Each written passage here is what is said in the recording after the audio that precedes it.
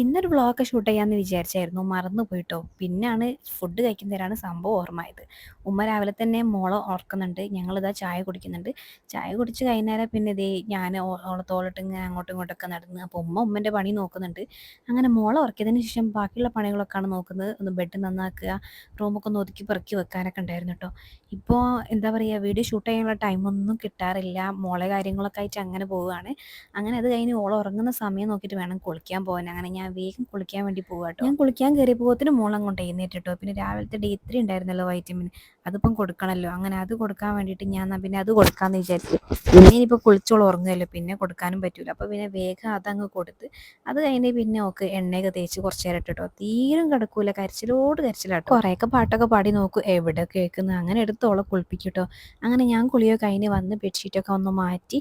അപ്പോഴേക്കും ദേ ഓള് കുളിച്ച് ഓളും സെറ്റായിരുന്നിട്ട്. പിന്നെ ഓളെ കണ്ണൊക്കെ ഒന്ന് എഴുതി കൊടുക്കാമെന്ന് വിചാരിച്ച് ഈ ഒരു ഡ്രസ്സ് ഞാൻ മീഷോന്നാണ് വാങ്ങിയിട്ടുണ്ടായിരുന്നത്. ഈ ഒരു സെബാമെഡിൻ്റെ പ്രോഡക്റ്റ് അല്ല, ഞാൻ ഫ്ലിപ്കാർട്ടിൽ നിന്നാണ് വാങ്ങിയിട്ടുണ്ടായിരുന്നത്. അങ്ങനെ ഓളെ കണ്ണൊക്കെ എഴുതി കൊടുത്ത് ഞാനിതാ കഞ്ഞി കുടിക്കുകയാണ് കേട്ടോ.